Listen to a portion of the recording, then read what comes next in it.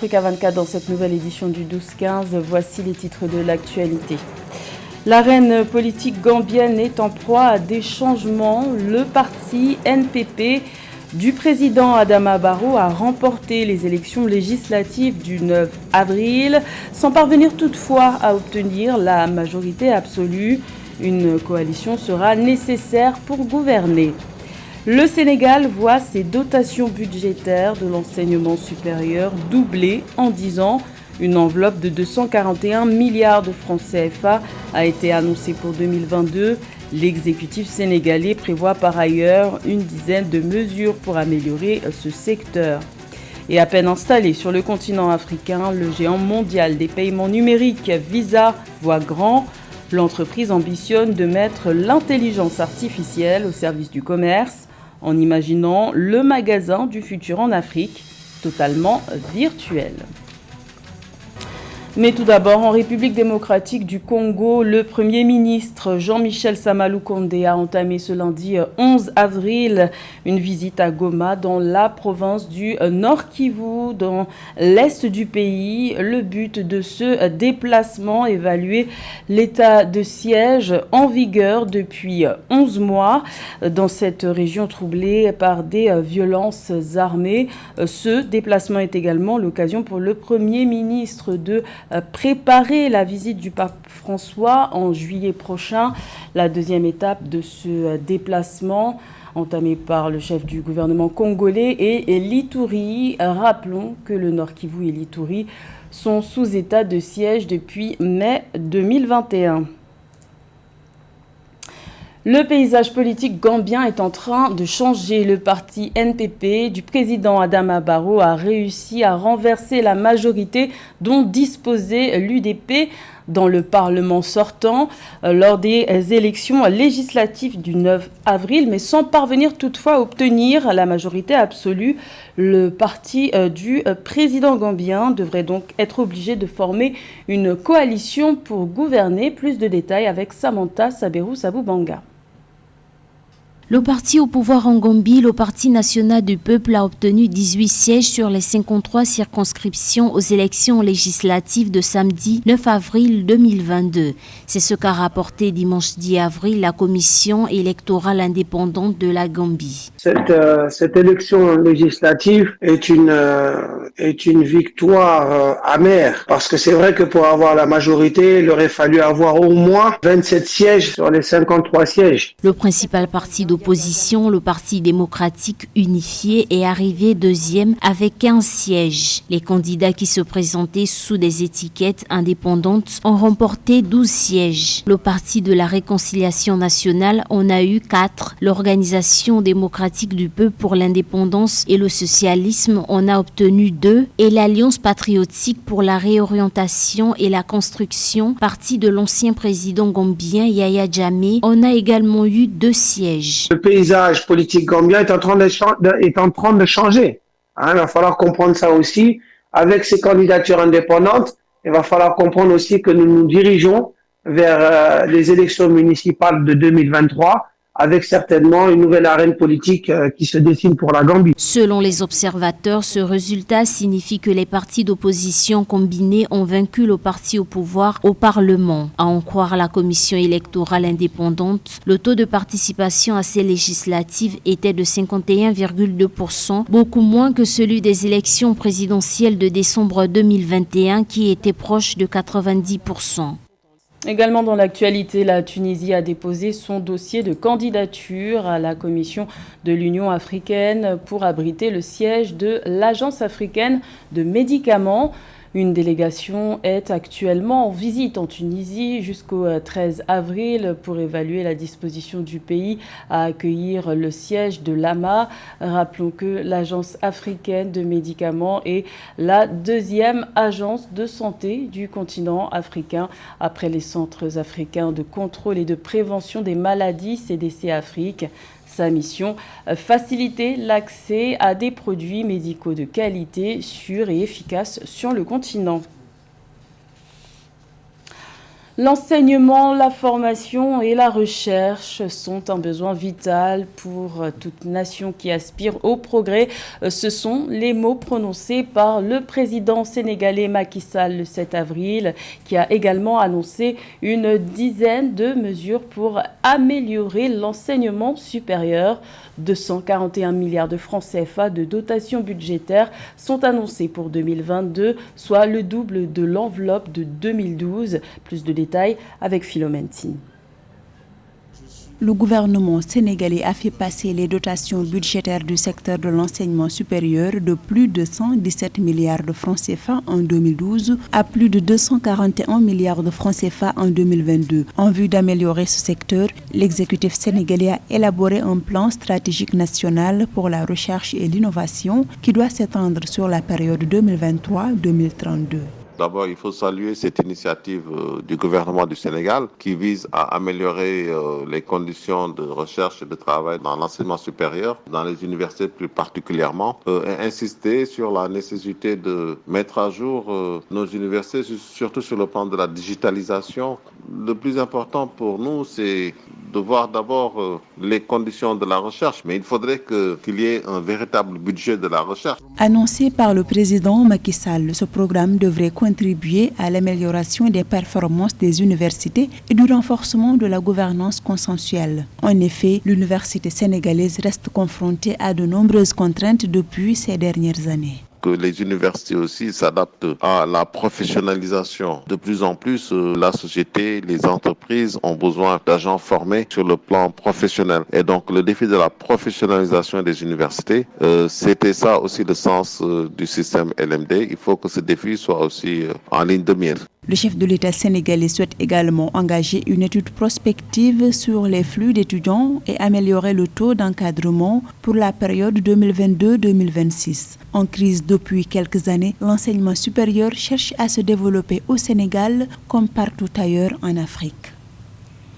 Le Maroc est frappé de plein fouet par sa pire sécheresse depuis près de 40 ans, conséquence du changement climatique. La gestion hydrique est menacée d'ici 2050. Face à cette urgence, le gouvernement marocain a mis en place un plan de résilience en faveur de l'agriculture. Près d'1 milliard d'euros ont été mobilisés. Les explications de Nathalie Moho. À l'horizon 2050, la rareté de l'eau aura un impact marqué sur l'agriculture au Maroc. La sécheresse sera responsable d'une diminution de la disponibilité en eau d'irrigation de plus de 25%, indique le ministère marocain de l'Agriculture. Selon des experts, le tarissement des nappes phréatiques représente déjà un obstacle pour l'atteinte des objectifs agricoles du royaume chérifien. Nous sommes obligés de plus en plus, de réglementer, de rationner l'utilisation de l'eau, de ne pas permettre n'importe quelle production sous prétexte qu'elle est rentable, et encore moins qu'elle est exportable. En 2022, le déficit pluviométrique se chiffre à 53% au Maroc. Des techniques agricoles efficaces existent pour économiser de l'eau et améliorer l'irrigation, l'amélioration génétique des plantes avec des variétés résistantes à la sécheresse, une stratégie de répartition des cultures selon les régions notamment.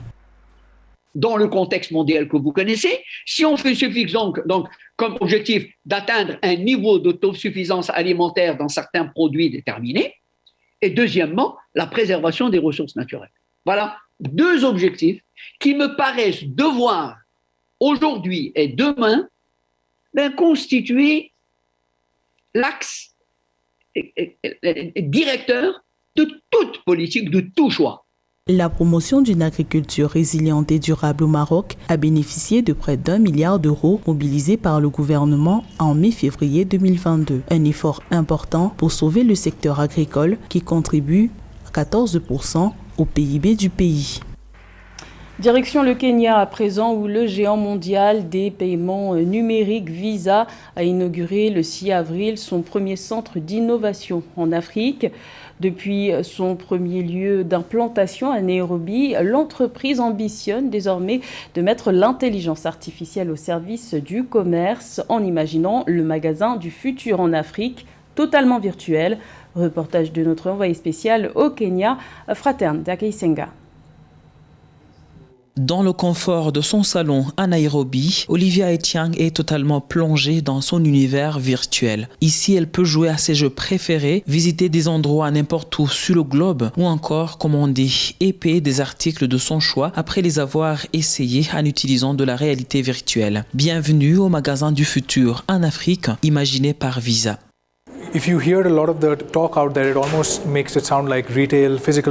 Certains disent qu'avec l'utilisation des nouvelles technologies dans le commerce, les magasins physiques vont disparaître, mais c'est faux. Moi, je pense que le futur du commerce sera une fusion entre le physique et le digital pour créer une nouvelle expérience améliorée. Tu pourras par exemple être à la maison et être capable d'essayer des lunettes de soleil ou des chaussures en utilisant la réalité virtuelle. Est-ce physique ou digital? Tu pourras être dans un magasin physique et être capable d'acheter un NFT dans n'importe quelle galerie. Ici, encore une fois, il est difficile de distinguer où se termine l'aspect physique et où commence le digital.